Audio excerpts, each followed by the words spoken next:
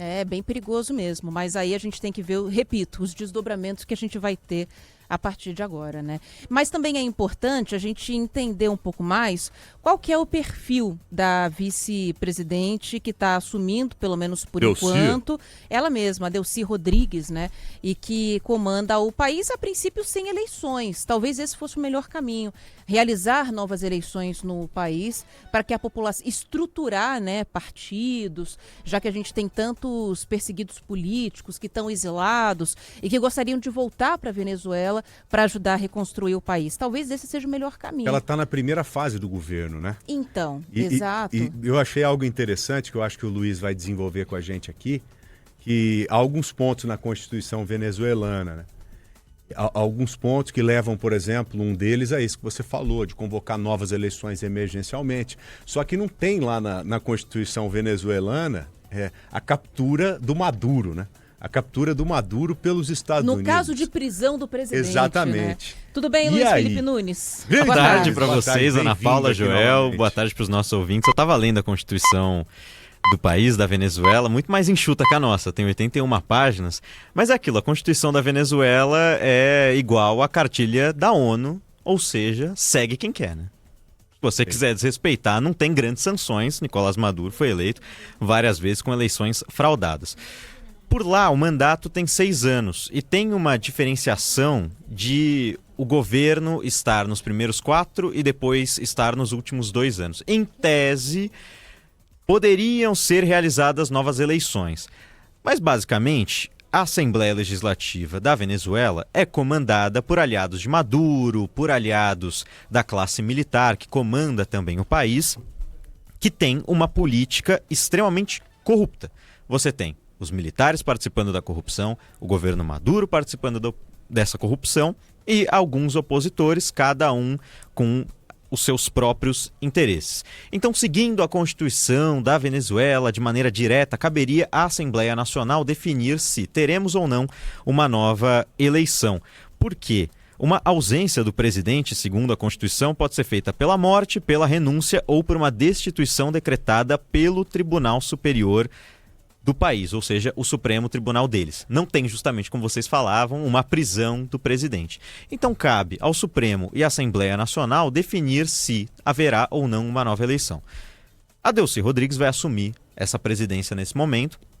Ninguém fala de eleição na Venezuela, até onde nós sabemos, e a Delcy Rodrigues é uma participante dos governos chavistas desde o começo. Desde os primeiros anos do regime do Hugo Chávez, na década de 2000, a primeira década dos anos 2000, e depois no governo de Nicolás Maduro, já participou de diversos cargos e é uma pessoa que tem o respeito e a confiança de Nicolás Maduro.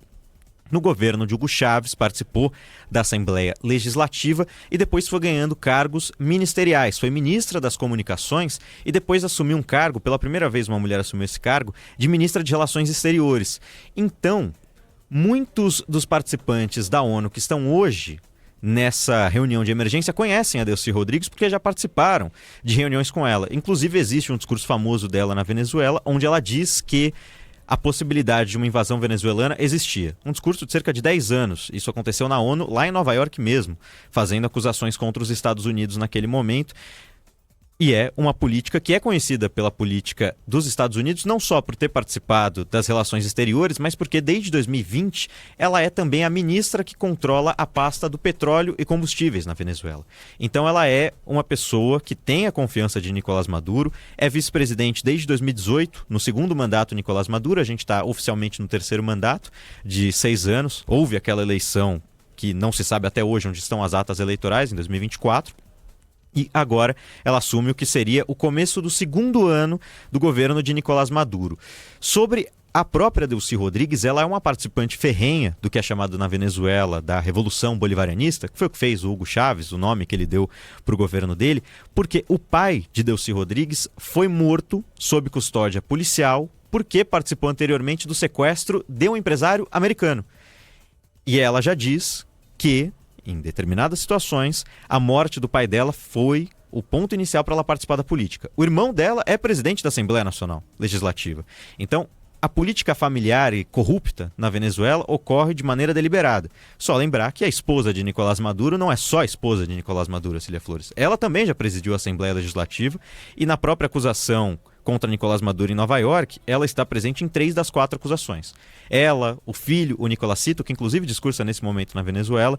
Então é uma política que participa de todos os esquemas que foram feitos por Nicolás Maduro, pelo que nós temos de informação, já participou do governo de Hugo Chávez e agora segue na presidência. Se ela vai comandar de fato a Venezuela sozinha, como uma presidente, com toda a autonomia, isso é extremamente discutível porque os militares têm muito poder por lá, inclusive controlam a PDVSA, que é a empresa de petróleo, que seria a Petrobras da Venezuela. Então, uma figura importante e que é conhecida por muitos dos diplomatas americanos, inclusive por Marco Rubio, que já mantinha contato com ela antes mesmo da operação militar que aconteceu no último sábado. E aí, olha que nós estamos falando das maiores reservas de petróleo do mundo, do planeta. A Venezuela tem mais reserva de petróleo do que até mesmo a Arábia Saudita, para que a gente tenha uma noção. Então imagine essa riqueza toda ali e sendo muito pouco explorada, né? Vem sendo explorada principalmente por falta de investimento mesmo tecnológico, né? Falta de e pelas investimento, sanções corrupção. também. Corrupção, as Exato. sanções ao longo dos anos. Um petróleo que, por exemplo, não pode ser vendido formalmente, mundialmente falando, mas que passa por triangulação, assim como aconteceu ou vem acontecendo com a Rússia, né? Você não pode vender diretamente, mas vem a China e compra um pouco e revende para o restante do mundo. Essas coisas todas. Como é que... Eu estou curioso mesmo para saber dessa reorganização. Já tem gente até comentando, especialistas da área financeira, que a médio prazo talvez possa haver uma redução considerável mesmo no preço do petróleo e, consequentemente, da gasolina aqui para nós brasileiros. Pela proximidade, né? A partir do momento que você aumenta a exploração, que hoje é mínima, em cima da maior reserva do mundo, porque não é um petróleo assim simples que você tira e já pode utilizá-lo. É um petróleo de uma qualidade ali um pouco inferior, que carece de investimento para você refinar e transformar aquilo ali em gasolina ou transformar em óleo diesel. Então, se tiver um investimento grande daqui para frente, por exemplo, dessas gigantes dos Estados Unidos, e uma delas já está instalada lá há décadas e décadas, aí sim a ideia é a gente aumentar a oferta mundialmente falando e, consequentemente, reduzir o preço. E acho que aí nós teremos um impacto positivo para você que está nos ouvindo aqui. Rapidamente, para fechar o assunto agora, você viu aquela curiosidade das pizzas? O índice das pizzas? Cara, eu achei aquilo muito interessante. Toda vez que começa a ter muita pizza sendo encomendada pelo Pentágono, alguma coisa vai acontecer. É um índice que nunca errou até e hoje. Mais uma vez identificaram isso, né? De quinta para sexta, sexta para sábado, que os caras devem ter ficado confinados ali um bom tempo, né? Os pedidos de pizza simplesmente explodiram nos arredores do Pentágono. E ali já havia um alerta de que algo diferente poderia acontecer. Isso é histórico lá nos Estados Unidos. É o índice da pizza. Isso aí. Valeu, viu, Luiz? Obrigado, Luiz. Um abraço para gente. você. Um ótimo ano, queridão. Abraço, igualmente para você.